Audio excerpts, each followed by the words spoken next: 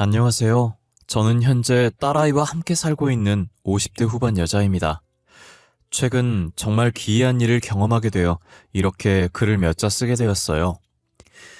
여러분들은 평소에 미신이나 사주 같은 것에 대해 어떻게 생각하시나요?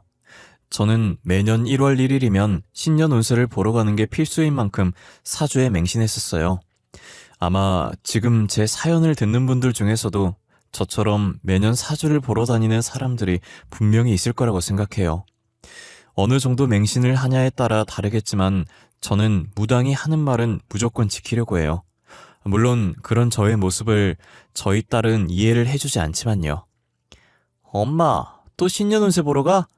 엄마도 대단하다. 어떻게 1월 1일만 되면 운세를 보러 가지? 한 해 정도는 빠질 법도 한데 말이야. 도대체 사주에 갖다 바치는 돈이 얼마야? 조용히 해, 이 기집애야. 너도 매사에 조심하라고. 내가 하지 말라는 건 하지 말고, 알았어? 오늘 또 무당한테 뭘 듣고 나한테 잔소리 하시려나? 아직 잔소리 듣지도 않았는데, 벌써 피곤해.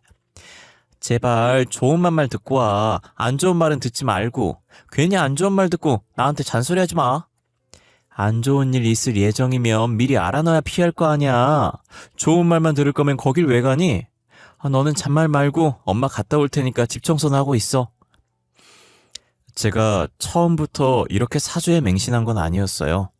저도 한땐 저희 딸처럼 사주 같은 걸 왜 믿냐고 생각했던 적이 정말 많았어요. 하지만 제가 이렇게 맹신할 정도로 사주를 믿게 된 데에는 다 그럴 만한 이유가 있었어요. 제가 태어나서 처음으로 사주를 본 건 저희 딸을 임신한 지 얼마 안 됐을 때였어요. 당시 제 친구 중에 지금의 저처럼 사주에 맹신하던 애가 한 명 있었거든요. 그 친구가 한날은 저더러 사주 보는데 같이 따라가 달라고 부탁을 하는 거예요. 정이야, 나 신년맞이 사주 보러 가는데 한 번만 같이 가주면 안 돼? 무당한테 사주 보러 가는 건 처음이라 무섭단 말이야. 무슨 소리를 들을지도 모르고. 싫어. 나도 무당 무서워. 그거 잘못 보면 귀신 붙어서 나온다던데.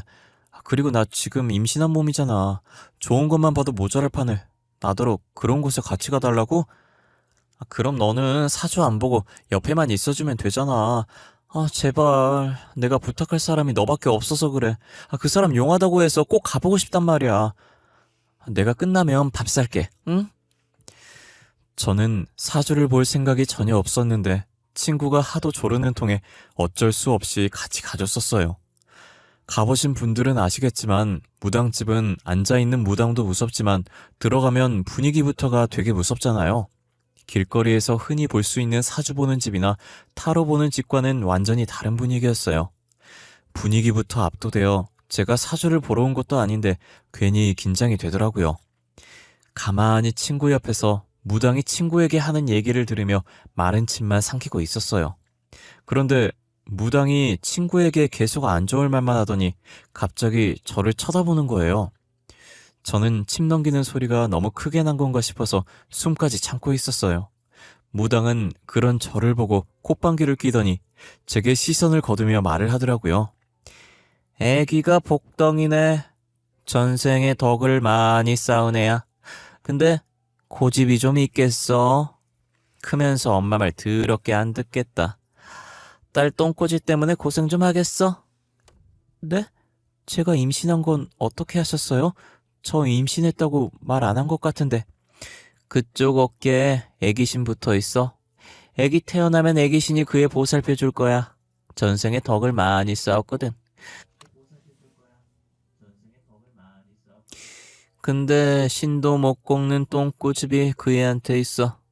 신도 피곤해야겠네. 갑자기 무당은 제가 임신했다고 말한 적도 없던 제 아이에 대해서 읊기 시작했어요. 저는 임신 초기여서 제가 먼저 말하지 않으면 임신한지 아무도 모르거든요. 그런데 그날 처음 본 무당이 제가 임신한 걸 한 번에 알아차리고 아이에 대해 말하는 게 너무 놀랐어요. 저는 놀라서 아무 말도 하지 못한 채 무당만 쳐다보면서 무당이 하는 말만 듣고 있었어요. 애가 복덩이야. 이렇게 보니 애가 전생에 덕을 많이 쌓은 게 아니라 그쪽이 덕을 많이 쌓았나 보네. 그러니까 이런 복덩이가 그쪽한테 굴러 들어왔지. 애기 태어나면 팔자가 피겠어. 9개월만 더 고생해. 애기가 태어나면 팔자가 핀다고요? 저희 가정 형편이 어떤지도 다 보이나요? 당신 꼴을 봐. 잘 사는 사람으로 보이진 않잖아. 애기 태어나면 돈이 차고 넘칠 만큼 생길 거야. 그러니까 조금만 더 견뎌봐. 9개월 뒤엔 떵떵거리면서 살 수 있겠어. 대신 남편 명줄이 좀 짧다? 남편 명줄이 짧다고요? 아닌데. 남편 말론 예전에 무당한테 전문 적이 있었는데 자기 명줄 길다고 벽에 똥칠할 때까지 살겠다고 했댔어요. 누가 그러디? 그 말 한 사람한테 가서 복채받은 거 도로 토해내라고 해. 2배로 토해내라고 해. 하나를 얻으면 하나를 잃는다는 말 알지? 그쪽은 아이를 얻는 대신 남편을 잃을 운명이야. 그럼 제가 이 아이를 낳으면 평생 과부로 산다는 얘기인가요? 그렇지. 근데 그게 애 탓은 아니니까 괜히 애 잘못이라고 생각해서 이상한 생각하지 말고. 그 애 놓치면 그쪽이 손해다? 그냥 원래 남편 명줄이 짧게 태어난 거야. 그러니 애 탓은 하지 마. 저는 당시엔 그 무당이 순 엉터리라고 생각했었어요. 매년 건강검진을 해도 깨끗하게 아무 이상이 없던 남편이었는데 명줄이 짧다니요. 당신은 사고사가 생길 수도 있다는 생각을 하지 않았고 건강하면 다 오래 살 줄 알았어요. 그래서 무당의 말을 믿고 싶지 않았고 믿을 가치도 없다고 생각했어요. 저는 자기 인생은 자기가 개척해 나가는 거라고 저 나름대로의 철학이 있었거든요. 그런데 남편의 명줄이 짧다는 말에 너무 기분이 나빠서 여기 순 엉터리라면서 친구한테 가자고 팔을 잡아 당기면서 나왔어요. 그 무당이 제가 임신한 것도 맞추고 가정 형편이 어렵다는 것도 맞춘 게 더 기분이 나빴어요. 혹여나 저희 남편의 명줄이 짧다는 말도 사실일까 봐요. 그때 저희가 결혼식도 못했을 정도로 가정 형편이 어려웠었는데요. 형편이 나아지면 결혼식을 올리려고 혼인신고만 하고 살았었어요. 저희 두 사람도 겨우 먹고 살 만큼 찢어지게 가난했었거든요. 그런데 무당 말처럼 저희 딸이 태어나자마자 남편의 사업이 대박난 거예요. 여보, 우리 이제 고생 끝났어. 더 이상 이런 집 안 살아도 돼. 추운 곳에서 안 떨어도 된다고. 우리도 이제 집이 생기는 거야. 그게 무슨 말이야? 우리가 집이 생기다니. 내가 알아듣게 쉽게 말해봐봐. 내가 당신 몰래 부모님 사망보험금으로 사업을 하나 시작했는데 그게 대박이 났어. 지금 여기저기서 투자하겠다고 난리도 아니야. 이제 이 단칸방 생활도 오늘부로 끝이라고. 남편은 저 몰래 시부모님 사망보험금 넣어둔 통장을 가지고 가 사업을 하고 있었고 저희 딸이 태어난 지 이틀 후 거짓말같이 사업이 대박난 거예요. 저는 엄청 기뻐하다가 갑자기 그 무당이 생각이 나서 사색이 되었어요. 그렇다는 것은 정말 저희 남편의 명줄이 짧을 수도 있다는 것이잖아요. 저는 이게 우연의 일치인지 진짜 무당의 말대로 된 것인지 확인하고 싶어서 다시 찾아간 적이 있었어요. 이번엔 남편이랑 같이 갔었는데 저를 보자마자 다시 올 줄 알았다는 듯 기분 나쁘게 살짝 웃더라고요. 얼굴이 저번보다 많이 좋아졌네. 그때는 나한테 순 엉터리라고 하더니 왜 다시 찾아왔대? 그나저나 애기는 같이 안 왔어? 덕 많이 쌓은 용안 한번 보려고 했는데. 오늘은 딸 말고 저희 남편이요. 저번에 그러셨잖아요. 저희 남편 명줄 짧다고. 그거 진짜예요? 얼마나 짧은 건데요? 명줄 길게 할 수 있는 방법은 없는 거예요? 뭐야? 내 명줄 짧다고 그랬어? 아닌데. 재작년에 다른 무당한테 가서 점 봤을 땐 분명히 나한테 명줄 길다고 그랬는데. 도대체 어디서 보고 온 거야? 복채 도로 달라고 해. 2배로. 아니다. 2배도 적다. 3배로. 돈에 눈 멀어서 사람 목숨 가지고 장난질하는 거 아니라고도 전해주고. 아니, 그래서 진짜 제 명줄이 짧은 거예요? 저 이제야 사업이 잘 되기 시작했고 딸아이도 태어난 지 얼마 안 됐어요. 이대로 죽을 순 없어요. 남편은 자신의 명줄이 짧다는 말에 무당에게 빌다시피 했어요. 저도 남편 따라 울상을 지으며 무당을 쳐다보고 있었어요. 무당은 그런 남편을 보고 혀를 차면서 고개를 좌우로 흔들더라고요. 전생에 무슨 죄를 얼마나 지었길래 신이 목숨을 가지고 장난을 칠까? 향후 5년간은 여행 같은 거 가지 말어. 신이 그쪽 즐거워하는 모습 못 보시겠다네. 아니, 그게 무슨... 신이 제가 즐거워하는 걸 못 보신다고요? 목숨 가지고 장난친다는 말은 또 뭐고요? 내가 볼 땐 앞으로 계속 이런 식으로 그쪽 죽을 때까지 장난치실 것 같네. 딸이랑 와이프는 사주가 좋은데 이 사람은 어찌 이럴까. 이러기도 쉽지 않을 텐데. 무당이 말을 하면 할수록 남편의 얼굴이 점점 사색이 되어 가기 시작했어요. 신이 자신의 목숨을 가지고 장난치고 있다는데 어느 누가 겁을 안 먹겠어요. 남편은 충격이 심해서 점집을 나오면서도 다리에 힘이 풀려 휘청거리고 있었어요. 저희가 사업에 성공하면서 돈도 생기고 시간적인 여유도 생겼었거든요. 그래서 원래 미뤘던 신혼여행을 가기로 했었는데 저 말을 들으니 못 가겠는 거예요. 결국 저희는 모든 여행 일정을 다 취소하고 남편은 회사 일에만 열중하기로 했어요. 하지만 저희가 회사 성장시키고 딸 키우며 바쁘게 살다 보니 무당의 말이 잊혀져 가기 시작하더라고요. 딸이 5살 되던 해, 즉 무당에게 여행 가지 말라는 말을 들은 지 4년이 되었을 때 저희는 5년 동안 여행을 가지 말라던 무당의 말을 까맣게 잊고 그동안 못 가고 미뤘었던 신혼여행을 뒤늦게 가기로 했어요. 여보, 이제 우리 딸도 어느 정도 컸으니까 전에 못 갔던 신혼여행 가야지. 승희는 장모님께 맡기고 둘이서 놀러 가자. 어때? 너무 좋지. 우리 여행 가는 거 결혼하고 처음 아닌가? 그래도 멀리는 가지 말자. 혹시나 딸한테 무슨 일 생기면 빨리 집으로 와야지. 그래야지. 나도 회사에 갑자기 일 생기면 가야 하니까. 그래서 내가 동해바다로 경치 좋은 곳 봐뒀어. 우리 여행 가면 진짜 신나게 놀자.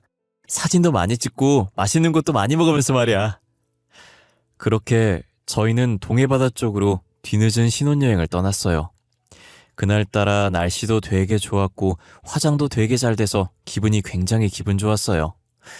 남편 차를 타고 가면서 혹시나 남편이 졸릴까봐 노래를 크게 틀어놓고 신나게 노래를 흥얼거리고 있었는데 반대편 차선에서 오고 있던 차가 이상하게 계속 휘청거리는 거예요. 저희는 운전을 무슨 저 따위로 하냐고 화내고 있었어요. 여보, 저 차 뭐야? 왜 저렇게 휘청거리면서 오는 거야? 그러니까 운전을 왜 저 따위로 하고 있는 거야? 괜히 사람 불안하게 시리. 설마 음주운전 아니야? 아니면 졸음운전이라던가.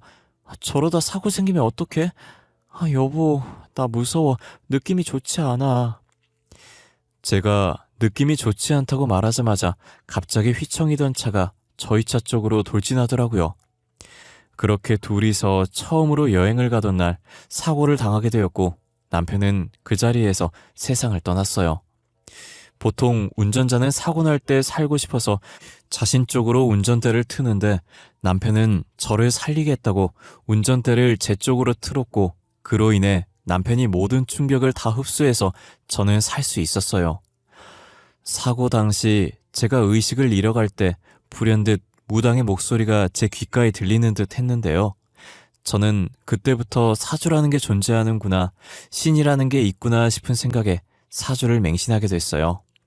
그래서 매년 1월 1일이나 중요한 일이 있을 때마다 무당을 찾아가곤 했어요.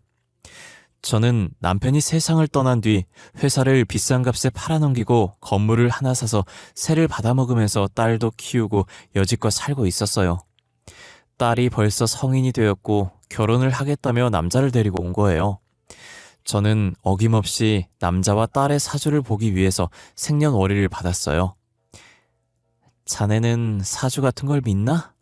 내가 자네의 생년월일을 받은 건 자네가 우리 딸과 잘 맞는지 확인해보려고 받는 거야.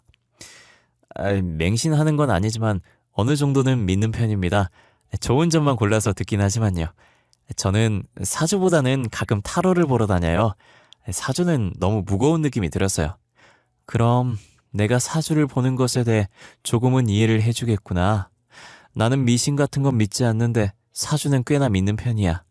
내가 자네랑 딸의 사주를 봐도 되겠나? 그럼요. 상관없어요. 하지만 사주가 안 좋게 나온다고 해도 저는 수경이한테 정말 잘해줄 자신 있습니다, 어머님. 저는 사위에게 양해를 구하고 사주를 보러 갔어요. 딸은 예전에 저처럼 사주, 미신 이런 걸 잘 믿지 않는 편이어서 왜 그런 걸 물어보냐고 쪽팔린다면서 툴툴거렸어요. 아, 쪽팔리게 뭐 하는 거야? 오빠한테 왜 그런 걸 물어보고 그래? 그리고 엄마는 사주 좀 그만 봐. 사주대로 될 거면 사람들 다 사주 보러 다니겠다. 너는 아무것도 모르면 가만히 있어. 엄마가 이런 거 보는 데에는 다 이유가 있는 거야. 예전에 제가 갔었던 무당은 어디로 갔는지 사고 이후 다시 찾아갔을 때 소리 소문도 없이 다른 곳으로 가고 없었어요.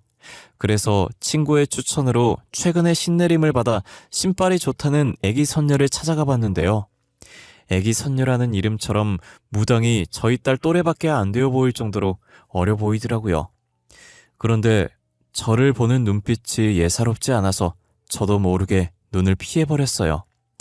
저는 조심스럽게 저희 딸과 예비 사위의 생년월일을 적어서 내밀었어요. 애기 선녀는 말없이 사주를 가만히 보더니 대뜸 안 된다고 하시더라고요. 딸은 전생에 쌓은 덕이 많아 신이 딸을 지키고 서 있어. 이번 생에 웬만하면 딸한테 큰 사건 사고는 없을 거야. 대신 딸이 똥꼬집이 있어. 이건 신도 못 막아. 진짜 신이라는 게 존재하는 거예요? 저번에도 저희 딸한테 전생에 쌓은 덕이 많다고 애기 신이 저희 딸 지키고 있다고 하셨었거든요. 똥꼬집 있다는 말도 그대로 하셨고요. 신이 있다고 믿지도 않으면서 여긴 왜 왔대? 사주라는 것도 다 신이 점지해주는 것인데. 딸은 큰일이 닥쳐도 이 애기 신이 어떻게 해서든 막아줄 거야. 그런데 이 남자는... 저희 딸이 이번에 결혼할 남자라고 데리고 왔거든요. 둘의 궁합이 어떻게 되나 궁금해서요. 기왕 결혼하는 거 잘 살면 좋잖아요. 안 돼. 이 둘은 안 돼. 둘이 꼭 결혼시켜야겠어? 그쪽 딸이 위험해지는데도? 절대 이 남자를 사위로 들이지 마. 딸 죽는 꼴 보고 싶으면 결혼시키고. 애기 선녀는 애비 사위의 사주를 보자마자 단호하게 사위로 들이지 말라고 경고했어요. 이유를 물어도 말해주지 않고 만약 이 남자를 사위로 들이면 딸이 위험하다고만 하더라고요. 되게 무서운 표정으로 말하길래 더 이상 묻지도 못하고 점집을 나왔어요. 괜히 그런 소리 듣고 나니까 찝찝한 기분이 들더라고요. 그래서 저는 집에 가자마자 딸한테 애기 선녀한테 들은 얘기를 다 해주었어요. 하지만 딸은 제 말을 귓등으로도 듣질 않는 거예요. 수경아, 내가 방금 너네 궁합을 보고 왔거든? 아니, 무당이 하는 말이 글쎄 너네 결혼하면 너가 위험해진대. 네 남자친구 사주가 안 좋다고 하더라고. 엄마, 제발 그런 것 좀 그만 봐. 진짜 사주라는 게 있으면 사람들이 이렇게 살려고 아등바등 거리겠어? 다들 사주나 보면서 내 팔자가 이렇군 하면서 아무 노력도 안 하고 성공하기만 바라겠다. 내 말 좀 들어. 예전에 너 사주 받은 무당이랑 똑같은 말 하더라니까. 몰라. 나 엄마가 허락 안 해줘도 결혼할 거야. 그렇게 알고 있어. 서로 좋으면 결혼하는 거지. 사주가 뭐 저렇게 중요하다고. 딸은 제 말을 들을 생각도 안 하고 짜증난다는 듯이 대답을 하고 방으로 들어가더라고요. 몇 날 며칠을 딸 붙잡고 이야기를 해보았지만 같은 반응을 보였고 결국 자식 이기는 부모 없다고 저는 딸에게 두 손 두 발 다 들고 결혼을 허락했어요. 저는 혹시 몰라서 딸이 결혼한 후 애기 선녀를 찾아가 딸의 결혼 소식을 전했어요. 애기 선녀는 제 말에 저를 한번 쳐다보더니 그럴 줄 알았다는 듯 고개를 좌우로 흔들더라고요. 내가 그렇게 결혼시키지 말라고 일렀는데 결국 딸을 못 이겼구만. 하긴 신도 못 막는 똥꼬집은 누가 막을 수 있겠어? 도대체 무슨 이유 때문에 결혼시키지 말라고 하셨는지 물어봐도 될까요? 이건 내 영역이 아니라서 내가 말하기도 좀 그렇고 나중에 경찰 통해서 알게 될 거야. 아휴, 일어나. 내가 직접 가봐야겠어. 딸 신혼집 어딘지 알지? 저는 예비 사위와 딸이 출근하고 없을 때 몰래 애기 선녀를 신혼집에 들였어요. 제가 반찬을 가져다 준다고 비밀번호를 물어본 적이 있어서 손쉽게 집에 들어올 수 있었어요. 애기 선녀는 현관문에 발을 들이자마자 인상을 찡그리더라고요. 이 집 터는 좋은데 기운이 좋지 않아. 아주 고약한 악취가 풍기는 게. 냄새요? 저는 아무 냄새 안 나는데. 그렇게 독해요? 창문 좀 열까요? 그런 악취가 아니야. 아마 그쪽한테는 냄새 안 날 거야. 일단 집에 있는 물건들 좀 전부 꺼내봐. 내가 확인할 게 있으니까. 저는 애기 선녀가 시키는 대로 집안의 물건을 하나둘씩 꺼내기 시작했어요. 제가 물건 꺼내는 걸 가만히 있어서 쳐다보더라고요. 그런데 자신이 찾는 물건이 없는지 집안을 대충 눈으로 훑어보다가 갑자기 안방으로 들어가는 거예요. 순식간에 안방으로 들어가 버려서 저도 물건 꺼내는 걸 멈추고 뒤따라 안방으로 들어갔어요. 그러더니 안방에 딸린 옷방에 들어가서는 걸려있던 옷들을 막 뒤지기 시작하더라고요. 그리고는 딸의 보석함을 손가락으로 가리키면서 저한테 열어보라고 했어요. 저기 저 옷 사이에 있는 보석함 보이지? 저것 좀 열어봐. 남의 물건인데 내가 막 만질 순 없으니까 그쪽이 열어봐. 이거 딸이 사위한테 결혼 반지로 받은 반지인데 무슨 문제 있어요? 그 반지 갖다 버려. 안 그러면 그쪽 딸 진짜 위험해지니까. 어디서 이런 물건을 주워와서 결혼 반지라고 바친 거야? 애기 선녀는 딸의 결혼 반지를 보자마자 단칼에 버리라고 했고 저는 알겠다고 하고 반지를 애기 선녀에게 맡겼어요. 애기 선녀는 제가 건넨 결혼 반지를 보더니 혀를 차면서 신혼집을 나갔어요. 저는 혹시나 딸이 결혼 반지를 찾을까봐 미리 알려줬어요. 수경아, 바쁘니? 일하는데 전화해서 미안한데 네 결혼 반지 말이야. 무당에 안 좋은 기운 느껴진다고 해서 버렸거든? 혹시나 찾을까봐 미리 말해주려고. 아, 엄마! 결혼 반지를 왜 버려? 다른 반지도 아니고 결혼 반지를... 당장 다시 찾아와. 그놈의 무당인지 뭔지도 그만 찾아가고 반지 찾을 때까지 내 얼굴 볼 생각 하지 마. 저희는 결혼 반지 때문에 대판 싸우고 사이가 서먹서먹해졌어요. 하루에 한 번씩 전화해서 안부 인사는 했었는데 서로 전화도 안 할 정도로 사이가 멀어졌어요. 그러다 며칠 뒤 오랜만에 딸한테 연락이 온 거예요. 엄마, 어떡해? 우리 신랑 방금 경찰한테 잡혀갔어. 상습범이라고 하면서 데리고 갔는데 지금 이게 뭐가 뭔지 잘 모르겠어. 엄마, 경찰서로 올 수 있어? 엄마가 바로 갈게. 먼저 경찰서 가 있어. 금방 갈 테니까. 저는 딸의 말에 너무 놀라서 옷도 제대로 입지도 않고 신발도 대충 슬리퍼를 신고 경찰서로 향했어요. 딸은 무서운지 들어가지도 못하고 경찰서 앞에서 발을 동동 굴리며 저를 기다리고 있더라고요. 떨고 있는 딸의 손을 잡고 심호흡을 한 번 한 뒤에 경찰서 안으로 발을 들였어요. 사위는 경찰 앞에 앉아서 진술을 하고 있었고 피해자로 보이는 사람들이 사위 옆에 서서 삿대질을 하며 소리를 지르고 있었어요. 지나가던 경찰을 붙잡고 물으니 사위가 절도범이라는 거예요. 저기 형사님, 저기 있는 사람이 저희 사위인데 저희 사위가 왜 여기에 잡혀온 건가요? 아, 저 녀석이요? 저희가 몇 달이나 쫓고 있던 상습 절도범이에요. 저희가 저 녀석 잡는다고 얼마나 골머리 썩었는지. 알고 보니 사위는 시골에서 빈 전원주택 위주로 절도를 하고 다니는 상습 절도범이었고 딸에게 결혼 반지로 줬던 그 반지도 다른 집 거 훔쳐다가 준 것이었어요. 저는 애기 선녀가 분명 딸과 사위를 결혼시키지 말라고 신신당부했었는데 제가 더 강하게 뜯어말리지 못한 게 너무 후회가 됐어요. 저는 애기 선녀를 다시 찾아갔고 애기 선녀는 저를 힐끔 보더니 앉으라고 하더라고요. 마치 다 알고 있다는 듯이 일이 터졌냐고 물어보는 거예요. 얼굴 보니 일이 터졌구만. 그래, 그쪽 사위가 어떤 사람이던. 상습 절도범이더라고요. 그때 선녀님께서 가져가신 반지도 다른 집에서 훔친 반지였어요. 아니, 어떻게 훔친 반지를 결혼 반지라고 줄 수 있는 거죠? 그 반지 그쪽 딸이 들고 있었으면 딸도 같이 피해봤을 수도 있었어. 내가 반지 가지고 간 덕분에 딸한테까지는 큰 피해가 가지 않았던 거지. 도대체 그 반지가 뭐예요? 누구 반지길래 그러신 거예요? 반지 원래 주인이 죽었어. 그 반지가 있던 집이 사고사로 가족 전원이 죽었거든. 아주 원한이 많이 깃들린 반지인 거지. 그쪽 사위가 그 반지를 훔쳐와서 딸한테 준 거야. 선녀님은 어떻게 하셨어요? 그런 것도 신이 다 말해주는 거예요? 아닌데? 그건 귀신이 말해줬는데? 내가 그날 집에서 고약한 악취가 난다고 하지 않았나? 그게 귀신 냄새야. 그래서 그쪽은 못 맞는 냄새라고 했던 거고, 귀신은 내가 원한 풀어주고 위로 잘 보내줬어. 그냥 그쪽이 걱정할까봐. 아, 감사해요, 선녀님. 그래도 선녀님 덕분에 저희 딸이 무사할 수 있었어요. 원래 내가 하는 일이 이런 건데 고마워할 것까지야. 딸한테 고집 좀 그만 부리라고 해. 나중에 신도 피곤해서 도망갈라. 딸 걱정은 하지 마. 나중에 재혼은 잘할 거야. 제가 울상으로 있자 애기 선녀는 딸 걱정하지 말라면서 저를 위로했어요.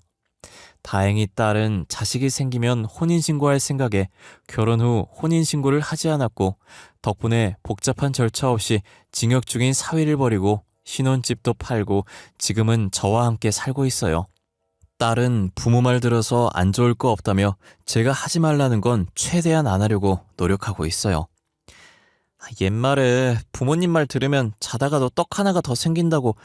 이젠 엄마가 하지 말라는 건 절대 안 할 거야. 그렇다고 사주를 믿는 건 아니지만 엄마 말 들어서 안 좋을 건 없으니까. 아휴, 그래 이 녀석아. 내가 괜히 딸 잘못되게 하려고 그랬겠어? 다 너 잘 되라고, 우리 딸 잘 되라는 마음에서 하지 말라고 하는 거지. 제발 이제 내가 하지 말라는 건 하지 마. 알겠어. 또 잔소리 나왔다. 이젠 엄마가 하지 말라는 건 안 할게. 됐지?